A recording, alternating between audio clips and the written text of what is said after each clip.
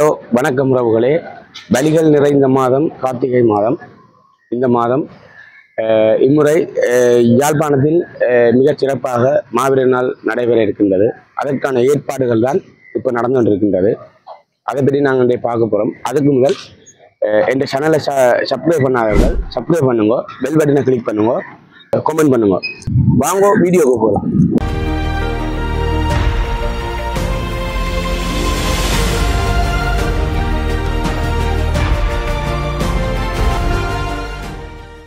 யாழ்ப்பாணத்தில் கன இடங்களில் அனுஷ்டிக்கப்பட இருக்கின்றது. இப்போ நாங்கள் போகிற இடம் வந்து சாட்டி.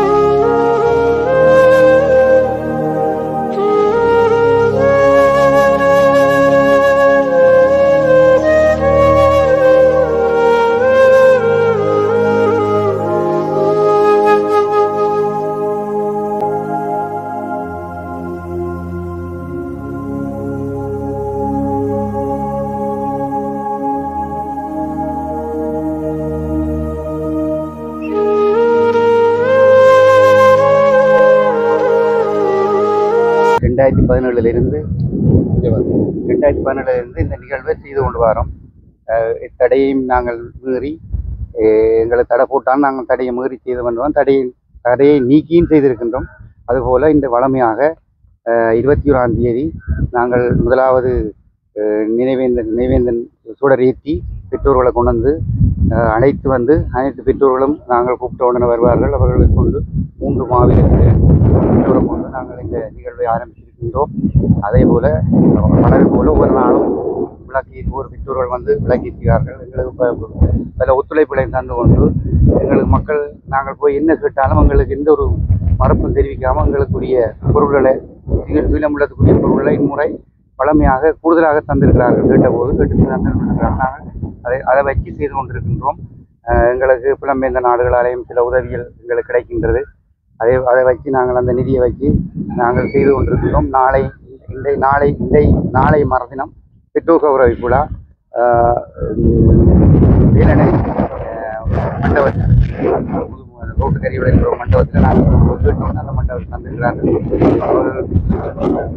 பெருந்தன்மையோடு எங்களுக்கு தந்து இந்த நிகழ்வை நல்ல முறையில் செய்ய வேணுமென்ற ஒரு ஒத்துழைப்போடு வந்து நாங்கள் அந்த நிகழ்வை நாளைக்கு பெற்றோர் அழைத்து தீவத்தில் உள்ள அனைத்து பெற்றோர்மார்களையும் அனைத்து தீவத்து மக்கள் பெற்றோர்களை அழைத்து அந்த நிகழ்விலே அவர்களை கௌரவித்து அவர்களுடைய அவர்களுடைய பணங்களையும் வைத்து நாங்கள் அவர்களுடைய அழைத்து அவர்களை கொண்டு வைத்து நாங்கள் இருத்தி அவர்களுடைய உணவுகளையும் வழங்கி நல்ல முறையில் அவர்களை வைத்து பராமரித்து நாங்கள் திருப்பி அவர்களை கொண்டு அவர்களுடைய வீட்டில் விட்டு திருப்பி அடுத்ததாக நவம்பர் 27 நாங்கள் அவர்களை அந்த பெற்றோர்களை அழைத்து வந்து கொண்டு அங்கே சாட்டி மண்டபத்தில் விட்டு அவர்களை ஒரு 5 மணிக்கென்று நாங்கள் குறிக்கப்பட்டிருக்கோம். அந்த 5 மணிக்கு ஒரு அழைத்து வந்து இந்த 5 மணிக்குள்ளே இருத்தி அவர்கள் எங்களுக்கு நல்ல ஒத்துழைப்பு இனிமேல் என்ற ஒத்துழைப்பை தந்து அவர்களுக்குரிய நாங்கள் சுடர்கள் வைத்திருக்கணும். 1000 கம்பியில் சுடர் சுற்றி அவர்கள் அந்த இடத்துல நாங்கள் அவர்களுக்கு டோக்கன் வழங்கப்பட்டிருக்கு. அந்த டோக்கன் நம்பரின்படி எங்களுக்குரிய பணியாளர்கள் இங்கே நிற்கணும்.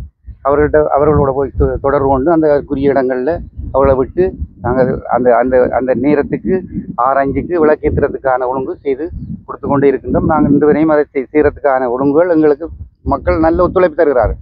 நாங்கள் அந்த ஒத்துழைப்பு தான் எங்களுக்கு இன்றைக்கு எங்களுக்கு வளர்ச்சியில் எங்களுக்கு வந்திருக்கின்றது. இந்த நிலைமைக்கு இந்த மாதிரி இப்போ நல்ல இதாக செய்யக்கூடியதுக்கு காரணம் மக்களுடைய ஒத்துழைப்பு. மக்களோட ஒத்துழைப்பு. இப்போ மக்கள் வந்து எங்களுக்கு உங்களுக்கு என்ன தேவை, இப்போ வந்து கேட்கணும் உங்களுக்கு என்ன தேவை, நாங்கள் உங்களுக்கு என்ன செய்வோம் ரெண்டு அந்த அளவுல கொஞ்சம் அந்த உணர்வோட வரணும். இந்த முறை எந்த ஒரு பயமும் இல்லாம உணர்வோட தைரியத்தோட வரணும். இப்போ பாருங்க உங்களுக்கு தெரியாது, நீங்கள் வந்து உங்களுக்கு வரலாம். நான் பார்த்து எங்கள்கிட்ட கேட்குறீங்க ஒரு பண்பு பண்பாக வந்து நாங்கள் உங்களுக்கு வரலாமான்னு கேட்டீங்க. நாங்கள் பார்த்தீங்கன்னா மரக்கையில் வாங்குவோம் உங்களுக்கு உரியது. எங்களுக்கு தெரியாது, நீங்கள் ஒரு ரிப்போர்ட் ரெண்டு எங்களுக்கு தெரியல. நாங்கள் அந்த இடத்துல நாங்கள் உங்களை மறக்க முடியாது வாங்க கொண்டு தான். கண்டிப்பா எங்கிட்ட அடுத்த சந்ததிகளுக்கு இது என்ன இன்னும் சில கொஞ்சம் பேருக்கு இது சரியா புரிஞ்சு கொள்ளுது இல்லை.